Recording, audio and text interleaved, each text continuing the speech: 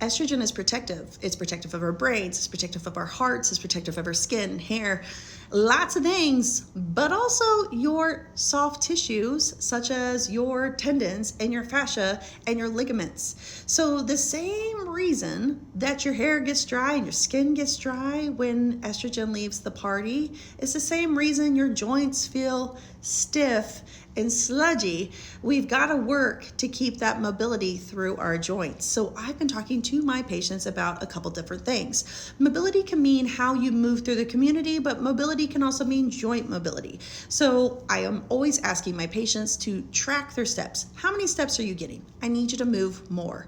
If you are walking 5,000 steps a day, because that's kind of like the standard American, could we slowly start to creep that up? Number 2, are you doing a mobility routine to keep the motion you have? So I do a 10-minute, very boring mobility routine that is pinned at the top of my page because that is working on my personal deficits of, I have a stiff thoracic spine, so my upper back, and I have stiff hips, and that came on when my hormones shifted.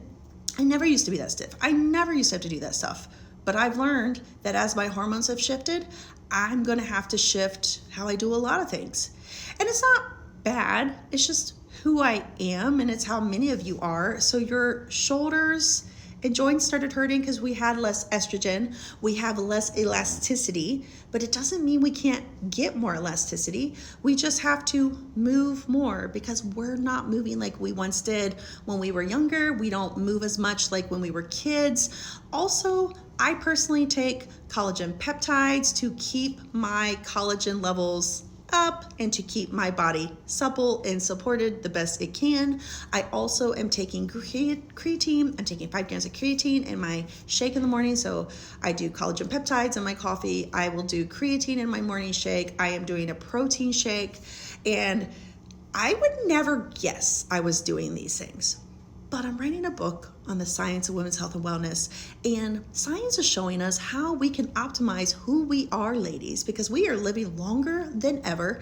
And the stuff I'm doing now, like the mobility routine, the collagen, making sure I have my water, I'm moving, is so that when I'm 86, I am living on my own, I'm getting my own groceries, I am gonna be autonomous. So this stuff that I'm doing is for future me, and I think it's a good thing. Science is on our side, but we're gonna have to find a way to implement these tiny little healthy habits into our life.